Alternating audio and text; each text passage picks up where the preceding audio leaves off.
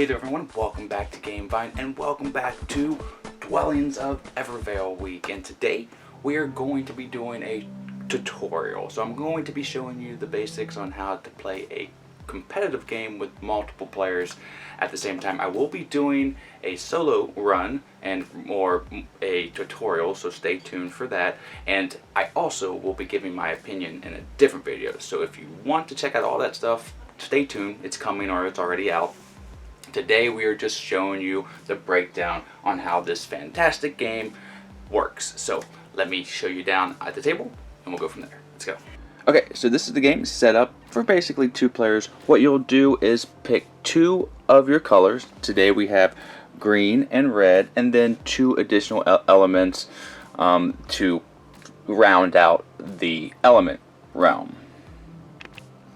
Alright, so this is the game going to be set up for 2 players. I have a red and green going against each other. Now you'll pick 2 elements plus the players. So in this 2-player game there will be 4 different elements in this realm building up the board. You'll take all 3 of the color tiles of each element, and in a 2-player game you'll be taking 5 of these kind of special tiles that are going to be in the game. I've already done this, but you'll keep flipping these over to make a pile of 10, and there are special tiles in here that have a layer on them like this, and you only want to have 1 of those at the start of the game. So if you flip over multiple of those, you would just put them back into that pile and then make up the map. So let me go ahead and make the map for the 2-player game right now.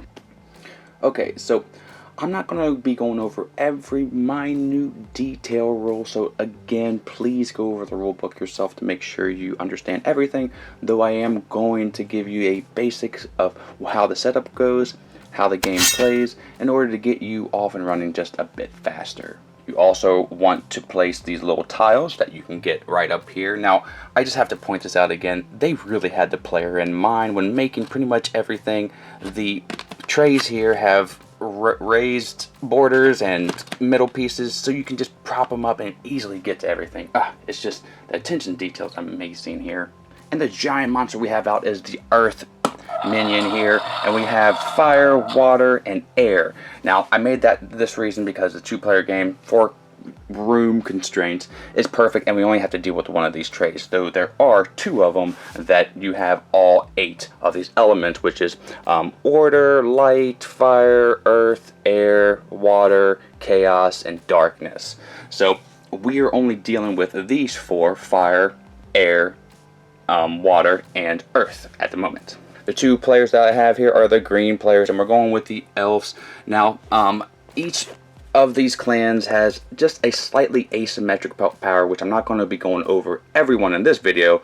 We'll go over that later in another video, but this one right here, at the end of the turn, you can basically take your wizard and go to a tile here and not battle, because if there's an opponent or a monster in the tile, there's always a battle if the first round has been done, but we'll get into that a little later. Everyone has their trays. You take out 3 of your workers, and that's what you're going to be working with at first. And you have 5 of these spell cards. Some of these spell cards are going to be instant ones that you're going to be playing. Some are going to be prophecies that you're going to be scoring at the end of the game. A lot of the scoring is done at the end of the game. And some are just quests that you can complete around the game at any time. You also give everyone their starting card, and this also is going to be corresponding with this elemental track, and any symbols that you get on your cards or any dwellings that you make here will move you up on this track, which is important because this is going to be scoring most of your points, and they'll be attributing to other stuff. So right now the green has 1 earth and the fire has 1 fire, and that's where they are. Now this glory track here, this indicates when we can battle. We will not have any battles with any monsters or with each other until we get put on this glory track, so remember that. Now we have the boss here. He has his card. Every one of the boss has a different power. Sometimes you can actually take control of them and bind them, and that's something that you can do with some of your powers as well when you defeat the monster. But we're going to go into what's going on here. Everyone starts off with one of these currencies. We have tons of currencies. Even your magic cards can be used as currency. We also have a gold coin, which can be used as a wild. There are things also here that are called pearls, or orbs more of. Now, these are able to be put up here to get more currency, or they can enhance cards if it says so, but we'll get into that a little later. You can earn them by going all the way up on the track and being the first one to do that, and or passing them on the glory track and getting them that way. Okay, so that's essentially all the setup. Now, what are you trying to do? You are trying to build dwellings with your little workers here to go on here to get points. In the game, you'll get points slightly, but at the end of the game is where you do most of the scoring. But you want to get all 6 of your dwellings out there, and once that happens, that triggers at the end of the game. Also, the trigger of the end of the game is when you draw all of these tiles and place them down. In each one of those circumstances, you'll take one more turn, and then you'll calculate your end of the game score. The first player will start at 1, the second player here will start at 2, and then we are basically off. How are you trying to, how do you accomplish this stuff? Well, like I said, you start with 3 of your workers. You'll eventually be able to buy more with any type of resource that you want, or you can buy your dragon, wizard, or warrior for those materials, and they have special things. Now, the one thing to keep note is when you're placing, because on your turn you can either place on the board or regroup.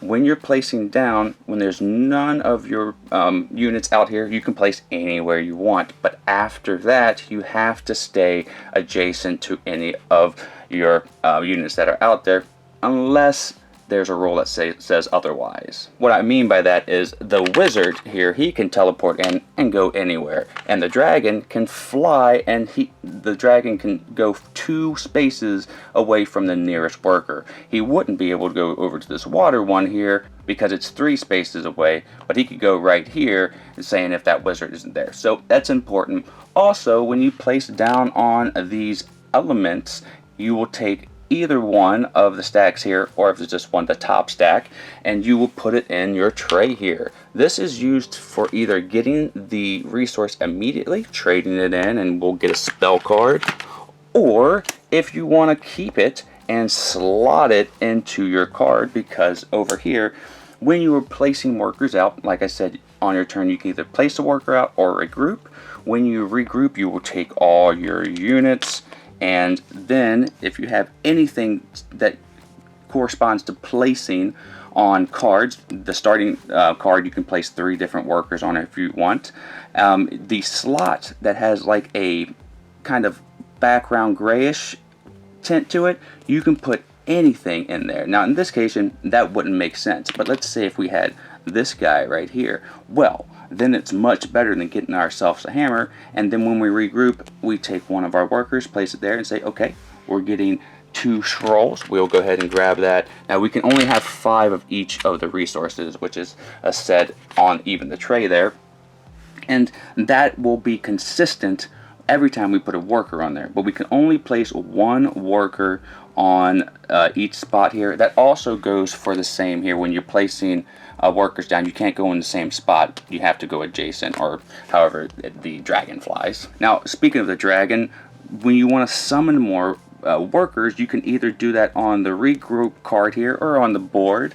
The portal here will allow you to do that, and so does the summons here. You can pay any resource to get more workers, either 1, 2, or 3 resources, or you can pay the amount to get the dragon, wizard, or soldier. And again, you have to place a worker in order to do that, and then you pay, and then you get it to use immediately. So you could put it on this regrouping card here. Now there are some cards that you'll be getting that you pay for up here, the resources, and you'll be going to the dungeon in order to do that, but we'll go over that a little bit more later.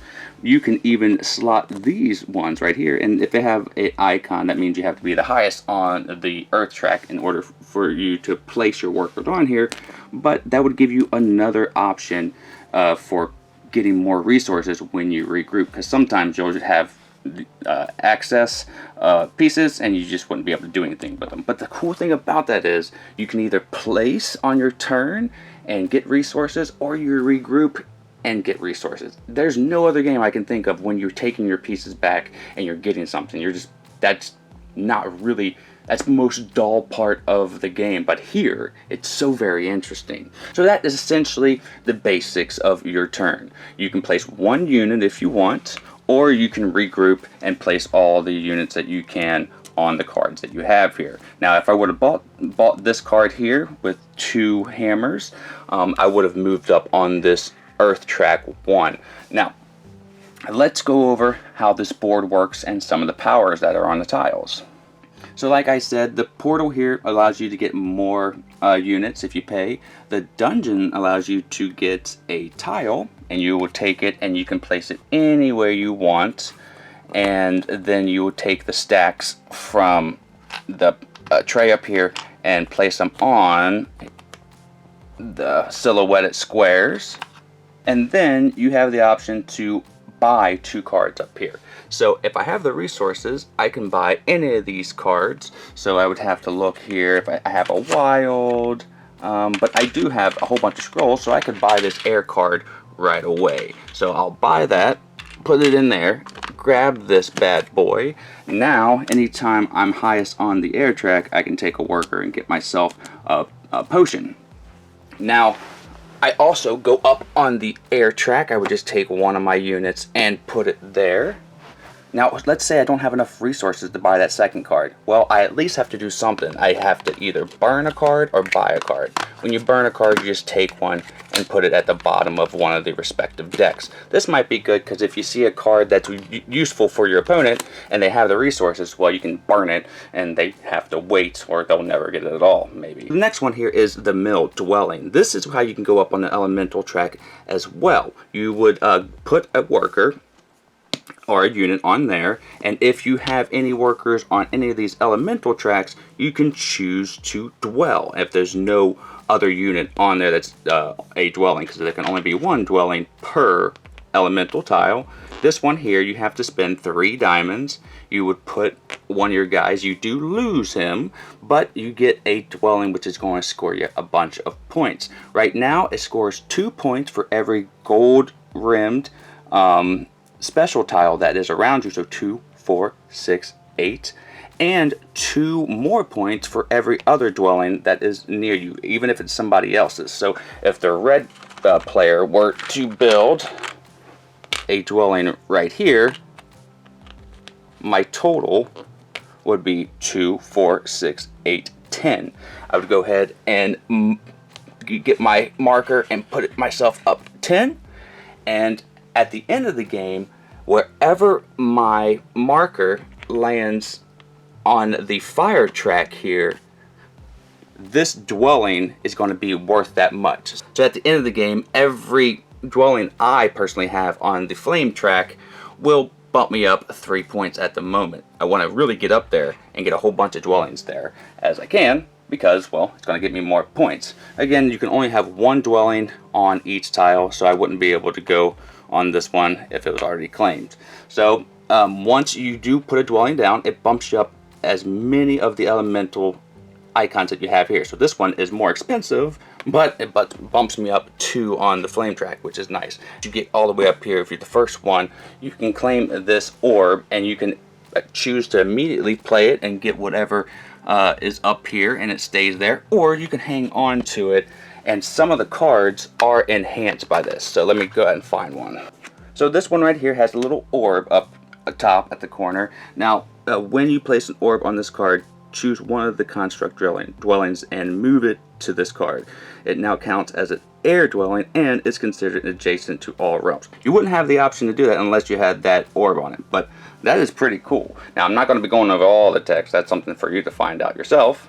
But the next ones we have here are just basically trade for trade. You can trade any of your materials. Even if you don't like some of your spell cards, you can go ahead and trade them in and get 2 gold, which again, these are wild and might be important. Or if you want to trade in to get more spell cards, you can trade in 2 of the materials, draw 3 and discard 1. Now, I'm not going to go over these a lot, but again, some of them are instant play, and some of them are prophecies and or quests. This one right here, just play on your turn, move one of your units from Eldervale into the underworld. And we'll get into that in a second, actually. We'll go over battles next.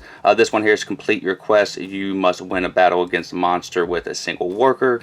And it really wants us to go into battle. And once you complete a quest, you just flip over and gain the points on the track. This prophecy you'll hang on to the end of the game. At the end of the game, this card is worth 5 points if you have Summon, Dragon, Warrior, and Wizard. And you won't show anybody, but you'll play that at the end of the game. If you satisfy the goal, you get the points. Okay, so since it wants us to go into battle so much, once everyone has set out their workers and they can no longer take any actions, and that might take longer for some players, you will have to regroup. The first time that you regroup, you go ahead and you put your marker on the glory track. Once everybody that's playing has put their marker on the glory track, it's time for battle, because before then you could just place your workers and or units in any of these spots with another player or adjacent to the monster, and you wouldn't get monster rushed. But after the first gathering, the game is on. Okay, so since it wants us to get into battling so much, let me go over that right now. Now, each of your units has a dice amount that they will be using. Workers get 1 die, the warriors get 2 die, the wizards get 1 die, and the dragons, they get 3 dice. Now, you'll be rolling dice to battle only when, of course, everybody is on the glory track and you place a unit where there's an opponent. Right now, this triggers a battle no matter what. Right at this point, we are facing off 1 dice per.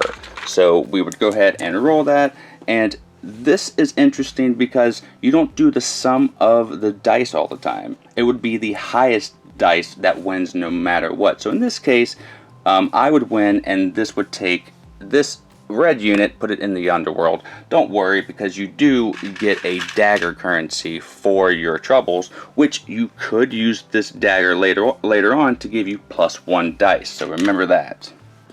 There are a lot of units that are adjacent, and anyone can choose to bring these units in to give them more dice. So let's say the red player is going to bring everybody in, and the green player only brings this guy in and uses 1 dagger to give him +1.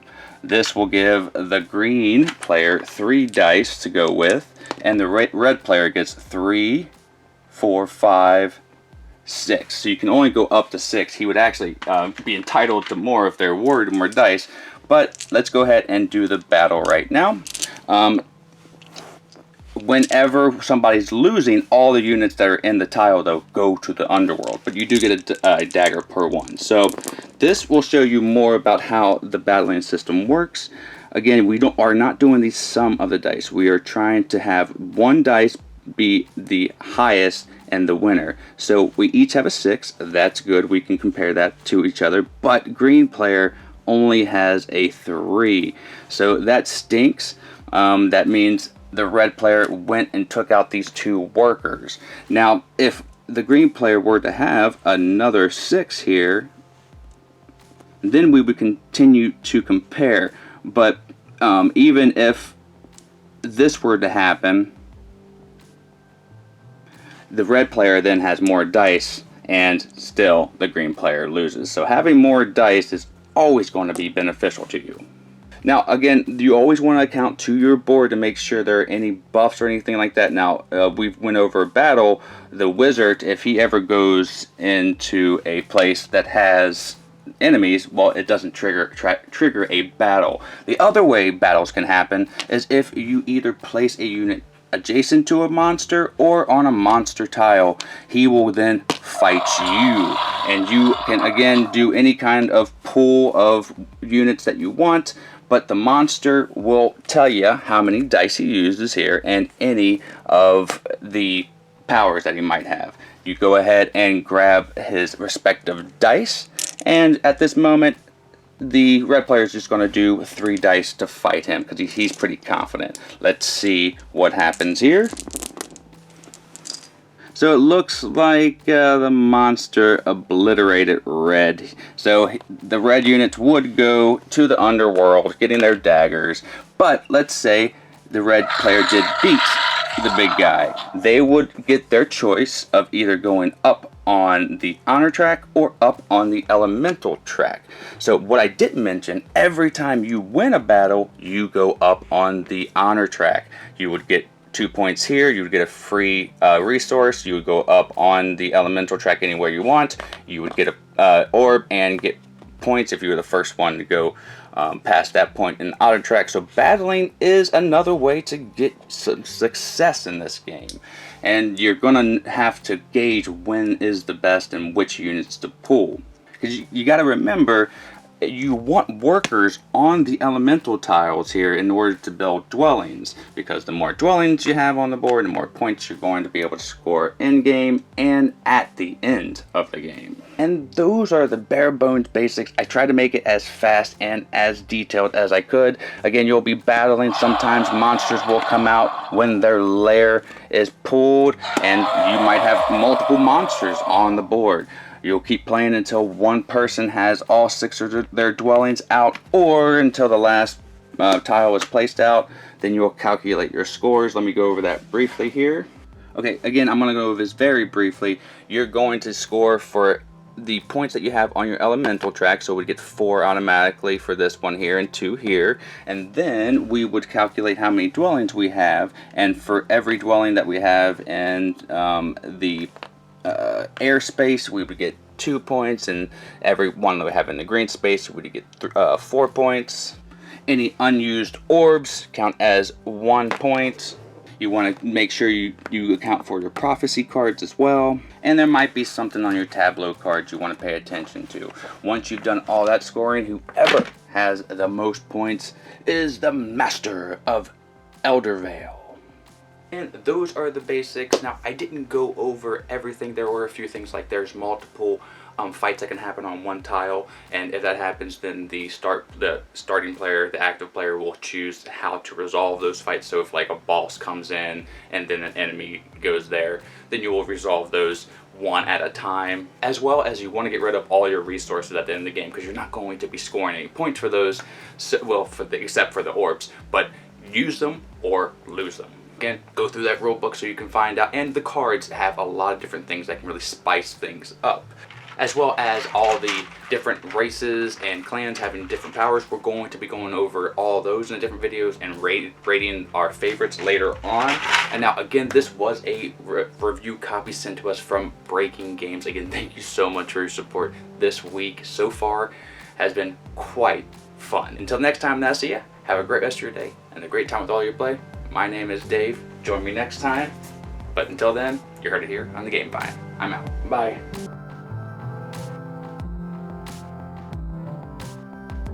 Vine Nation, we love making content here for you on the channel, and we're almost at 15,000 subscribers, so subscribe now and help us out. This video right here, I think you'll like. This video right here, YouTube thinks you'll like. Or you can just sit here and watch me dance as a dinosaur for a little bit longer. You can visit us at our social media outlets, and we're going to be improving our Patreon here soon. That's all for today. Miko, it's time to go. Good girl, Miko.